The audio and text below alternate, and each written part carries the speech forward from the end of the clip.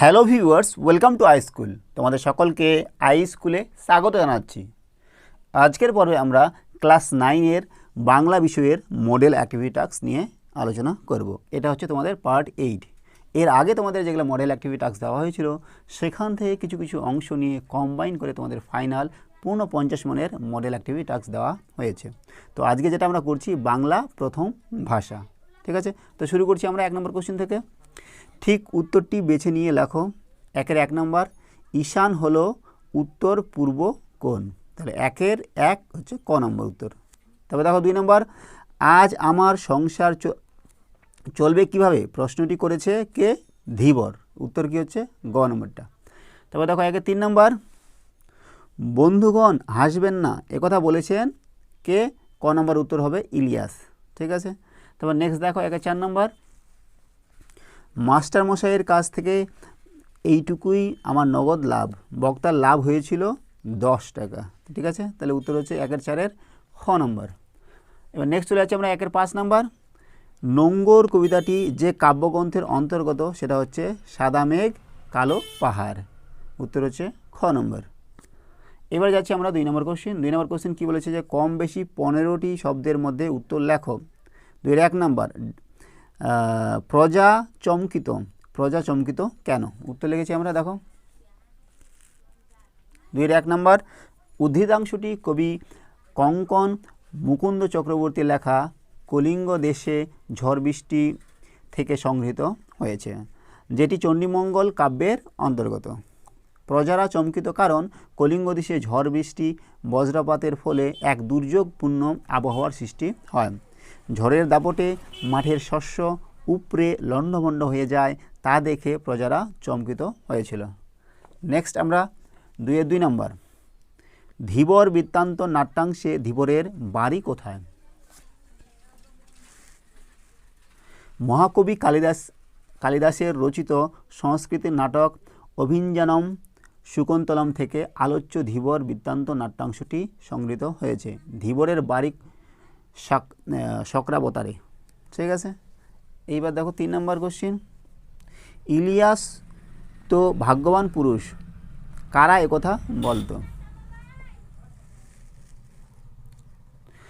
উদ্ধৃত বাক্যটি Leo Tolstoy এর লেখা ইলিয়াস নামক গল্প থেকে সংগৃহীত হয়েছে। ইলিয়াসকে ভাগ্যবান বলতো ইলিয়াসের প্রতিবেশীরা। এবার চলে যাচ্ছে আমরা নেক্সট 2-4 নম্বর কোশ্চেন।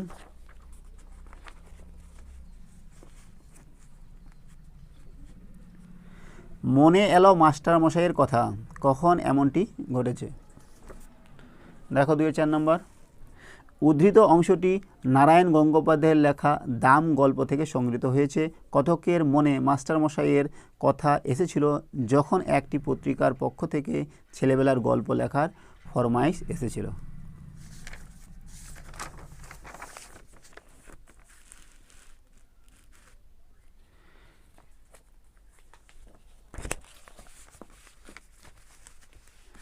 এবার দেখবো আমরা 2-5 নম্বর কোশ্চিন। 2-5 নম্বর কোশ্চিন কী বলা আছে? যে বিরামহীন এই দ্বার টানা, কবি দ্বার টানাকে বিরামহীন বলেছেন কেন? আলোচ্য অংশটি কবি অজিত দত্তের লেখা সাদা মেঘ কালো পাহাড় কাব্যগ্রন্থের অন্তর্গত নোঙ্গর কবিতা থেকে সংগৃহীত হয়েছে। কবি বিরামহীন দ্বার টেনে নৌকাটিকে উদ্দিষ্ট গন্তব্যে নিয়ে যেতে চান। তটের কিনারে নোঙ্গরের কাছিতে বাধা পড়েছে নৌকাটি। দূর দেশে যাওয়ার অদম্য ইচ্ছে ব্যাকুল কবির মন মানতে চায় না। অসংখ্য বন্ধনময় অবস্থাকে অতিক্রম করে কবির ভাবনা অজানা লোকে পৌঁছাতে চায়, তাই বৃথা প্রচেষ্টা জেনেও তিনি অবিরাম দাঁড় টেনে চলেছেন। নেক্সট দেখো 2-6 নম্বর কোশ্চিন, হিন্দি উপস্থিত সেই চেষ্টাটা করছেন, কোন চেষ্টার কথা প্রাবন্ধিক বলেছেন? দেখো 2-6 নম্বর আমরা লিখেছি উত্তর। সাহিত্যিক সৈয়দ মুজতবা আলী রচিত নব নব সৃষ্টি শীর্ষক প্রবন্ধ থেকে উদ্ধৃতাংশটি গৃহীত। লেখক দেখেছেন ভাষার মধ্যে ভিন্ন ভিন্ন ভাষার প্রবেশ অব্যাহত, সেই প্রবেশ বন্ধ করার বিশেষ হিন্দি সাহিত্যিকদের চেষ্টার কথা প্রাবন্ধিক বলেছেন। বহু হিন্দি সাহিত্যিক চেষ্টা করেছেন হিন্দি ভাষা থেকে আরবি, ফার্সি ও ইংরেজি ভাষার শব্দগুলিকে বর্জন করার। 2-7 নম্বর, এরই মাঝে বাংলার প্রাণ। কবি কোথায় বাংলার প্রাণের সন্ধান পেয়েছেন? কবি জীবনানন্দ দাশ তার আকাশের 7টি তারা কবিতায় গ্রাম বাংলার সাধারণ সন্ধ্যার প্রাকৃতির মাঝে বাংলার প্রাণ খুঁজে পেয়েছেন।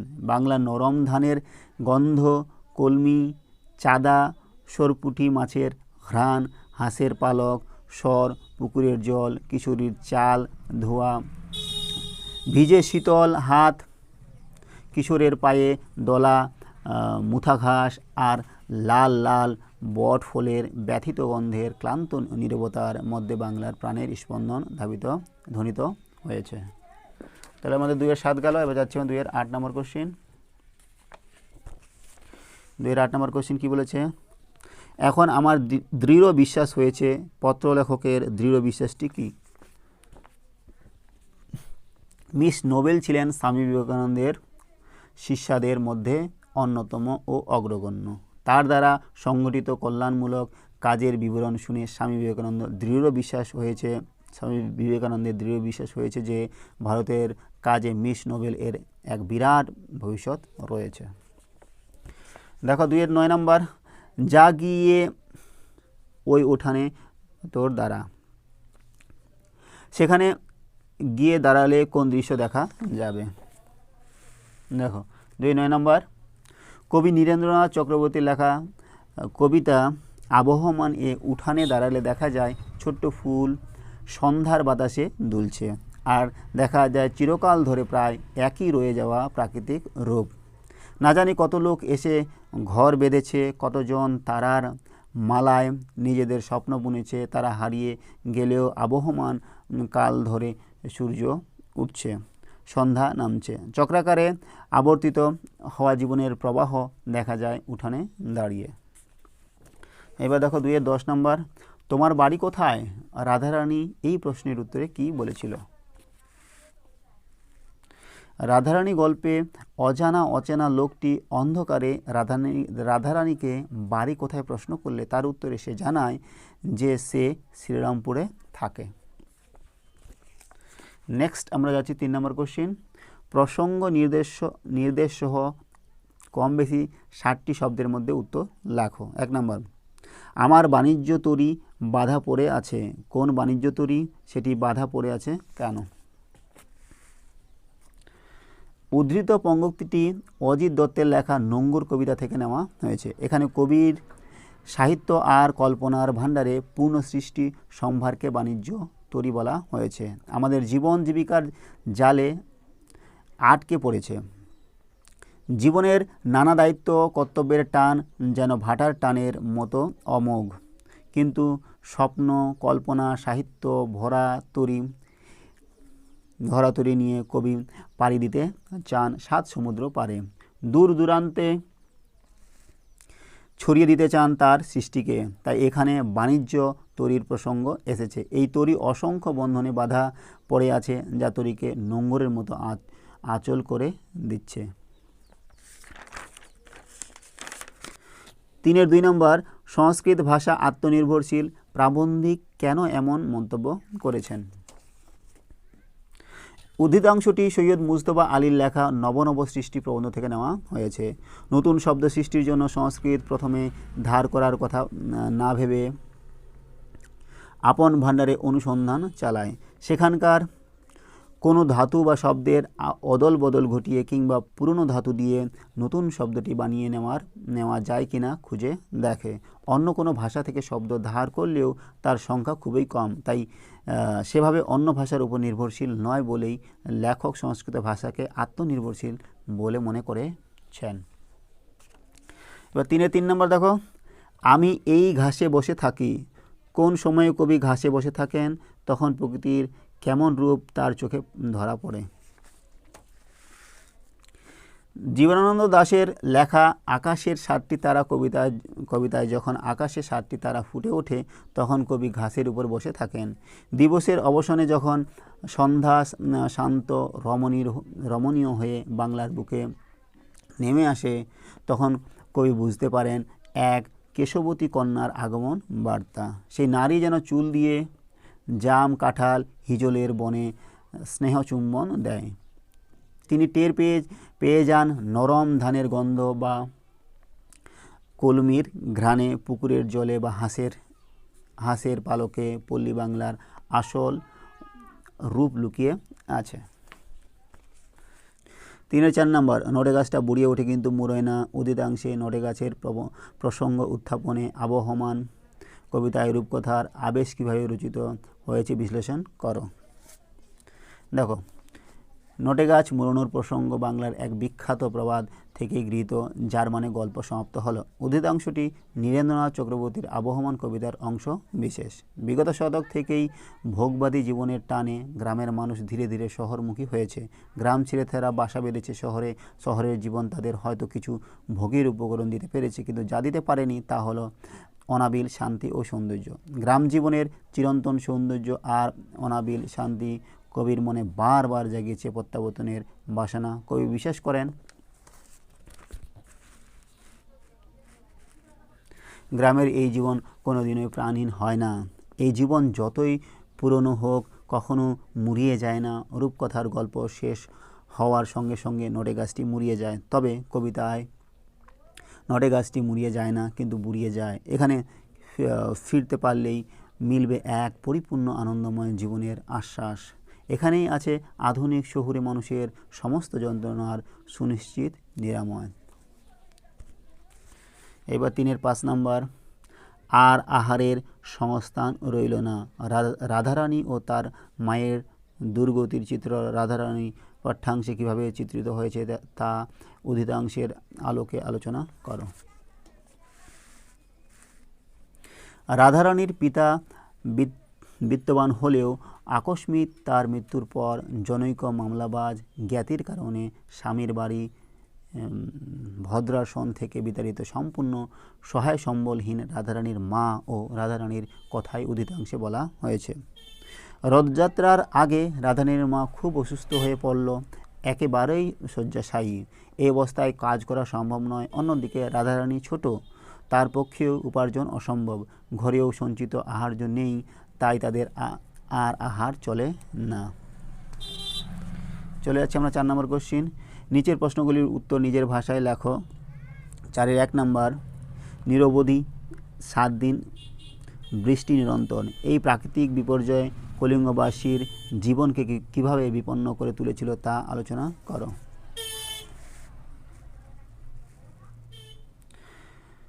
চণ্ডীমঙ্গলের সর্বশ্রেষ্ঠ কবি মুকুন্দরাম চক্রবর্তী রচিত অভয়ামঙ্গল থেকে নেওয়া কলিঙ্গ দেশে ঝড় বৃষ্টি কাব্যাংশটিতে কলিঙ্গ দেশে প্রবল বৃষ্টি হয়েছে বলে উল্লেখ করা হয়েছে। কলিঙ্গ দেশে অবিরাম 7 দিনের বৃষ্টিপাতের সঙ্গে চলে ঘোর তাণ্ডব। সমগ্র দেশ জলে প্লাবিত হয়, শস্য ক্ষেতের বিপুল ক্ষতি হয়। বৃষ্টিতে প্রজাদের ঘরবাড়ি জলমগ্ন হয়ে পড়ে। প্রবল বর্ষণের সঙ্গেই অসংখ্য শিল পড়তে থাকে। ভাদ্র মাসের তালের মতো বড় শিলার আঘাতে ঘরের চাল ভেঙে যায়। দেবীচণ্ডীর আদেশে পবনপুত্র বীর হনুমান ঝড় উঠিয়ে কলিঙ্গ দেশে ধ্বংসলীলা চালান। তার দাপটে মঠ অট্টালিকা সব ভেঙে খান খান হয়ে যায়। দেবীর আদেশে নদ নদী কলিঙ্গ দেশের দিকে ধেয়ে আসে। বিরাট বিরাট ঢেউয়ের আঘাতে বাড়িঘর মাটিতে পড়ে যায়। জলে স্থলে একাকার হয়ে গিয়ে জনজীবন বিপর্যস্ত হয়ে পড়ে। সাপ আশ্রয় হারিয়ে ফেলে ভেসে বেড়ায়। কলিঙ্গ দেশের স্থলভূমি জলে পূর্ণ হয়। প্রজারা শঙ্কিত হয়ে পরিত্রাণ পাওয়ার জন্য ঋষি জৈমিনী স্মরণ করতে থাকে। ঘন কালো মেঘের আড়ালে সূর্য মুখ লুকোয়। 7 দিনের অবিরাম বৃষ্টিতে শঙ্কিত ও বিপদগ্রস্ত কলিঙ্গ দেশের প্রজাদের দুর্দশার চরমে ওঠে। চলে যাচ্ছি আমরা 4-2 নম্বর। চিঠি অনুসরণে স্বামী বিবেকানন্দের বিদেশি ভক্ত ও অনুগামীদের পরিচয় দাও। স্বামীজি চিঠিতে যে সমস্ত বিদেশি ও বিদেশিনীদের নাম উল্লেখ করেছেন তার মধ্যে প্রথমেই তিনি তার মিস নোবেল এর কথা লিখেছেন। তাকেই তিনি চিঠিটি লিখেছেন। মিস মার্গারেট নোবেল স্বামীজির কাছে দীক্ষা গ্রহণ করেন এবং তারই আদর্শে ভারতের নারী সমাজের কল্যাণে জীবন উৎসর্গ করেন। কলকাতার বাগবাজারে একটি বালিকা বিদ্যালয় স্থাপন করেন, যেটির নাম নিবেদিতা বালিকা বিদ্যালয়। মিস হেনরিয়েটা মুলার সাময়িকীকে বেলুর মঠ স্থাপনের কাজে অর্থ সাহায্য করেছিলেন। মিস মুলার এর বাড়িতে স্বামীজি কিছুদিন অতিথি হিসাবে ছিলেন। মিস মুলার আজন্ম মৈত্রী মনোভাবাপন্ন। স্বামীজি বলেছেন যে তার কিছুটা রুক্ষ মেজাজি ও অস্থির চিত্ত, তবে তিনি আবার সহৃদয় অমায়িক। মিসেস সেভিয়ার সম্পর্কে স্বামীজি খুব প্রশংসা করেছেন। তিনি বলেছেন, মিসেস সেভিয়ার খুবই স্নেহময়ী। তার স্বামী ক্যাপ্টেন সেভিয়া দম্পতির একমাত্র ইংরেজ যারা দেশীয়দের ঘৃণা করেন না, তবে এদের কোনো নির্দিষ্ট কার্যপ্রণালী নেই। স্বামীজির দুজন বন্ধু হলেন মিস ম্যাকলাউ ও বোস্টনের মিসেস বুল। তারা খুবই উপকারী, স্বামীজিকে নানা কাজে সাহায্য করেছে। ম্যাকলাউ আর মিসেস বুল বেলুর মঠ স্থাপনে অনেক অর্থ সাহায্য করেছেন। স্বামীজি তার একজন ইংরেজ ভক্ত মিস্টার স্টার্ডির কথা বলেছেন। তিনি স্বামীজিকে ইংল্যান্ডে বেদান্ত প্রচারের কাজে সাহায্য করেছিলেন। এবার চলে যাচ্ছে আমরা 5 নম্বর কোশ্চিন। নিচের প্রশ্নটির উত্তর নিজের ভাষায় লেখো। কারভাস যে এখন সাধারণ কাকের থেকে নিজেকে আলাদা রাখতে চায় তা স্পষ্ট প্রমাণ আজকে পেলাম। প্রফেসর শঙ্কু কিভাবে এই প্রমাণ পেয়েছেন? সত্যজিৎ রায়ের লেখা করভাস গল্পের প্রফেসর শঙ্কু অরনিথন যন্ত্র প্রয়োগ করার পর লক্ষ্য করেছিলেন করভাস অন্য কাকের থেকে আলাদা থাকছে। সাধারণত একটা কাকের মৃত্যুতে অনেক কাক হাজির হয়। একদিন দুপুরে বজ্রবিদ্যুৎ সহ বৃষ্টিতে শঙ্কু খেয়াল করেন একটা শিমুল গাছ থেকে ধোঁয়া বেরোচ্ছে। এরপর বিকেলে বৃষ্টি থামার পর প্রচণ্ড কাকের কোলাহল শুরু হয়। তিনি তার চাকর প্রহ্লাদকে খবর আনতে পাঠালে প্রহ্লাদ জানায় বজ্রাঘাতে একটি কাকের মৃত্যু হয়েছে। শঙ্কু দেখেছিলেন এমন ঘটনায় সব কাক যখন বাইরে কোলাহল করছে তখন নিজেকে আলাদা রাখতে করভাস ঘরে বসে এক মনে লিখে চলেছে প্রাইম নাম্বারস 2, 3, 5, 7, 11, 13। ঠিক আছে, এবার নেক্সট চলে যাবো আমরা 6 নম্বর কোশ্চেন। দেখো 6 নম্বর কোশ্চেন কী বলেছে, নির্দেশ অনুযায়ী উত্তর দাও। ধাতবয়ব প্রত্যয়ের একটি উদাহরণ দাও। 6 নম্বর ধাতবয়ব প্রত্যয়ের একটি উদাহরণ হলো চলো, গমন করা আর যুক্ত রস্যই নিচ চলি। ঠিক আছে, এবার 6 নম্বর মৌলিক শব্দ বলতে কী বোঝো? মৌলিক শব্দ যে শব্দকে ভাঙা বা বিশ্লেষণ করা যায় না, ভাঙা বা বিশ্লেষণ করার চেষ্টা করলেও প্রাপ্ত টুকরো অংশের কোনো প্রকার অর্থ তৈরি হয় না, এমন শব্দগুলিকে মৌলিক শব্দ বলা হয়, যেমন হাত, পা, মা, ভাই ইত্যাদি। দেখো 6 নম্বর নবগঠিত শব্দকে কয়টি শ্রেণীতে ভাগ করা যায় ও কী কী? নবগঠিত বা নবসৃষ্ট শব্দকে সাধারণত 3টি শ্রেণীতে ভাগ করা যায়। 1 নম্বর মিশ্র বা সংকর শব্দ, 2 নম্বর অনুদিত শব্দ, 3 নম্বর খণ্ডিত শব্দ। দেখো 4 নম্বর তামিল শব্দভাণ্ডার থেকে বাংলায় এসেছে এমন 2টি শব্দ লেখো। তামিল শব্দভাণ্ডার থেকে বাংলায় এসেছে এমন শব্দ চুরুট, চেট্টি, পিলে ইত্যাদি। 5 নম্বর কাছের ব্যক্তি বা বস্তুকে নির্দেশ করতে কোন সর্বনাম পদ ব্যবহৃত হয়? কাছের ব্যক্তি বা বস্তুকে নির্দেশ করতে নির্দেশক সর্বনাম পদ ব্যবহৃত হয়, যেমন ওটা রেখে দাও। এবার নেক্সট চলে যাচ্ছি আমরা 7 নম্বর কোশ্চিন, ভাব সম্প্রসারণ করো। ধর্মের নামে মোহ এসে যারে ধরে, অন্ধ সে জন মারে আর শুধু মরে। ঠিক আছে, তো দেখো ধর্মের নামে মোহ এসে যারে ধরে, অন্ধ সেজন মারে আর শুধু মরে। মানুষের জীবনে কর্মের পাশাপাশি ধর্ম হলো একটি বড় গুরুত্বপূর্ণ অংশ, কিন্তু যখন ধর্ম প্রকৃত শিক্ষার গণ্ডিকে অতিক্রম করে মানুষের মধ্যে মোহ সৃষ্টি করে, তখন সে অন্ধের মতো ধর্মের কুসংস্কার মেনে চলে। গোঁড়া ধর্ম অনুসরণকারী কোনো প্রশ্ন না করেই ধর্মের অনুশাসন মেনে নেয় এবং তার সংস্পর্শে থাকা সকলকে প্রভাবিত করে। তখন তার তথাকথিত ধর্মের শ্রেষ্ঠত্ব প্রমাণের জন্য অপরকে শুধু তাড়না করে। কেউ প্রশ্ন করলে সদুত্তরের বদলে জোটে দুর্বার প্রতিরোধ। ধর্মের অন্ধকারে নিজের জীবনের পাশাপাশি অন্যের জীবনকে দুর্বিষহ করে তোলে। ধর্ম সম্পর্কে মানুষকে অন্ধবিশ্বাসী না হয়ে সচেতন হতে হবে। ধর্ম যেন আবার কারো জীবন অন্ধকারাচ্ছন্ন না করে দেয়। তাই ধর্মকে ধর্ম হিসাবে নেওয়া উচিত, তাকে অন্ধকারে নিয়ে যাওয়া কখনোই উচিত নয়। আমাদের ব্যবহারিক জীবনকে সুস্থ এবং স্বাভাবিক করার জন্য ধর্মকে উপস্থাপন করা হয়েছে, এটা কখনোই ভুলে গেলে চলবে না।